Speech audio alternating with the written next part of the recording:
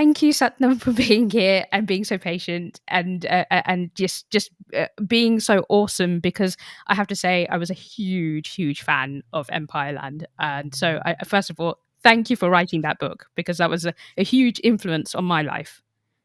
Oh, it's amazing to hear. Thank you. Yeah, no, I was so moved by it, and I was just like, "Ah, yes, finally." So, I want to do a brief introduction to you now. I will do the full introduction properly later on, but I just have to say how brilliant your book is. So, Sathnam Sanghera was born to Punjabi immigrant parents in Wolverhampton in 1976. He entered the education system unable to speak English, which is mind blowing, but went on to graduate from Christ College, Cambridge, with a first class degree in English language and literature. Then, obviously, you've been shortlisted for the Costa Book Awards twice for your memoir, The Boy with the Topknot, and the novel Marriage Material. Empireland was a Sunday Times bestseller and was longlisted for the Baillie Gifford Prize for non-fiction and won the Nibbies Book of the Year for non-fiction as well in 2022. And Boy with the Topknot was adapted for BBC Two by Kudos and Parti Productions, featuring Bafta-nominated performances, which won the Mipcom Diversify TV Excellence Award and was named Best TV Programme at the 2018 Asian Media Awards and Best Single Drama at the RTS Midlands Awards. And we're talking about his new book, Stolen History, The Truth About the British Empire and How It Shaped Us. So obviously I mentioned Empireland. So how did you get this idea to write a book for children specifically? Actually, it wasn't my idea. Someone had an idea initially who weren't puffing, and I said no because I didn't want to sanitize the history. I thought if you write about empire for kids, you're going to have to get rid of all the violence, and the violence is a big part of it. And I didn't want to kind of sugarcoat it. But then Puffin had an idea, and they said I could mention some of the violence, and yeah, they've been amazing actually. Kids' books are much more of a team effort than adult books because you have an illustrator. The editing process is more intense because you've got to write stuff that's accessible to a certain age range.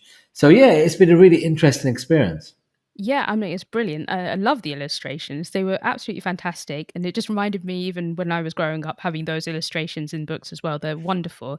And you mentioned we've started teaching this kind of history for 11 to 14-year-olds. And if it was such a big part of history, so why aren't we teaching it as much? Yeah, I shouldn't mention the name of the illustrator because I didn't do the pictures. Thank God. I am Jen Cartoon. I can't draw to save my life. She's brilliant. But yeah, I mean, it's incredible. We don't. I mean, it's on the national curriculum to the British Empire is, but not in a way that reflects what I think is its importance. It's the biggest thing we ever did as a country, and yet we concentrate mainly on World War One, World War Two, and the Tudors. I wanted to write about it for kids because I think it explains nothing less than why we're a multicultural society, and that's because we had a multicultural empire. It's a very simple point, but I didn't understand it until I was in my 40s. And actually, I don't think the government understand it because they wouldn't have sent back all those people in the Windrush scandal if they had understood that those people were British citizens. And so it causes huge problems that we don't understand this history. And the sooner we teach kids about it, the better, I think, for us as a nation.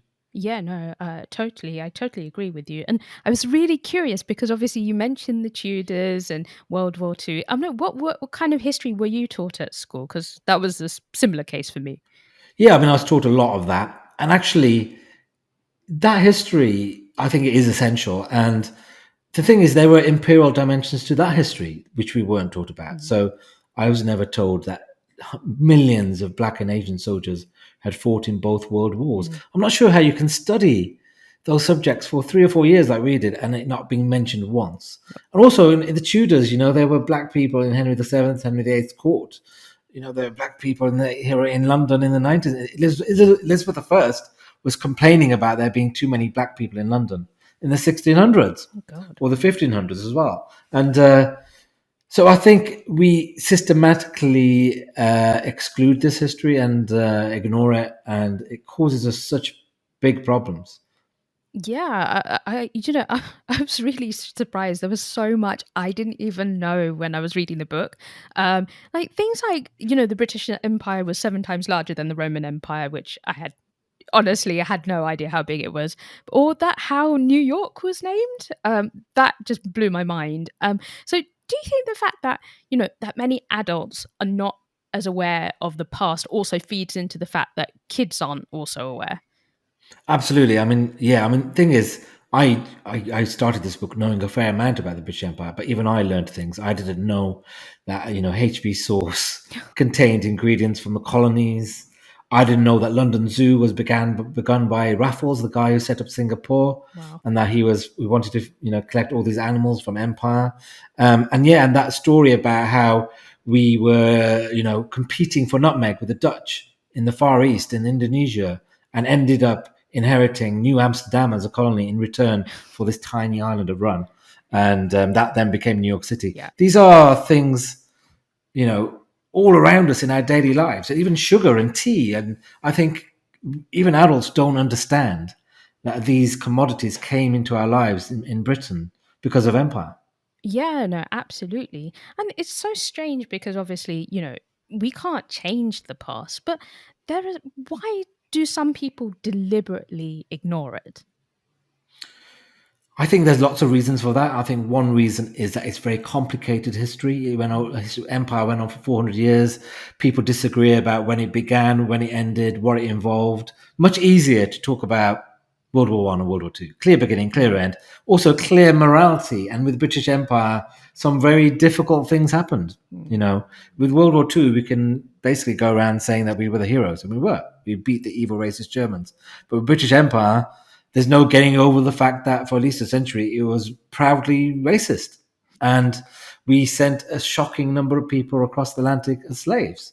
So I think that's one reason. Another reason is that I think a lot of the history was deliberately suppressed, Mm. and the British went out of their way to hide the documentation. I've been reading about Nigeria recently, and Goldie, one of the men who were involved in establishing Nigeria, he was getting rid of documentation as he was doing his colonialism. He knew there were things to hide, and it turns out there were good things to hide. And I think it's taking a lot of time for historians to catch up, which is why suddenly you have a huge interest in Empire, even though Empire ended a long time ago. Yeah, it's strange, isn't it? Yeah, there's definitely. I think you mentioned all about the statues and things like that, and it's really sort of come to the fore with especially young people kind of dealing with history. But do you think if people knew the history, they would be more accepting of the global majority generally? Yeah, I mean, it's often said, people often ask me, didn't you feel angry when you read about all this history? And no, I felt the opposite. I mean, obviously, there's things that are really upsetting. The violence and the enslavement and the looting is really upsetting, but it also explains a lot about my life. Not only the reason you and I are here today talking is because of Empire, Mm. but then things like the Sikh identity was created by British Empire. I'm Sikh.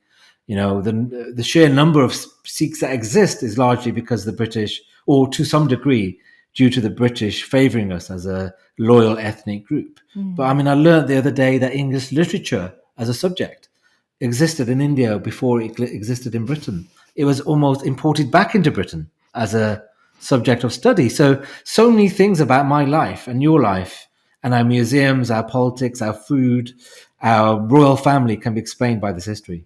Oh God, I know. Tell me about it. And we've just obviously had a coronation, and we've heard all about the Kohinoor and all sorts. And but do you feel like the aim of the book, is for obviously all the kids to read and learn about, or do you have like a more specific reader in mind? To be honest, I feel that, if I'm honest, I feel that actually I know a lot of adults read kids' books, Mm. because especially when it's a really big subject that um, they don't understand. And also, they might buy it for their kids and they might learn stuff. I think a lot of Mm. adults learn things by helping their kids do homework. Yeah. So I was thinking of a 9-year-old or a 10-year-old, and actually I was testing the material on my best friend's 10-year-old, Oh, but I'm hoping for a bigger audience, because I just think the level of the ignorance is so profound that people will probably hopefully of all ages learn stuff from this. Well, I certainly did, and I was quite shocked because I studied history and things like that, and I was like, wow, did not know this at all, which was ridiculous. And I wonder because obviously, again, younger people are becoming a bit more clued up, especially with the statues and things like that we're hearing about. So, do you think the next generation will be better informed? Like, obviously, we've seen some students in all these like current movements fighting for change at the moment. Oh, absolutely. I think they have a totally different attitude. I love to go to schools to talk to kids because you don't get all the the culture war nonsense you get with adults. Hmm. They just want to learn, and they're really clued up about this history. I think, especially with museums, I feel that kids feel the way about museums the way we felt about zoos. I remember going to Dudley Zoo as a kid and wondering why we'd kidnapped a tiger and let it suffer on this cold hillside in the West Midlands. And walking around museums, you hear kids almost talking in the same tone about the loot that we've got in some of our museums. And there's obviously a completely different attitude out there. And there's also a total change in the conversation internationally.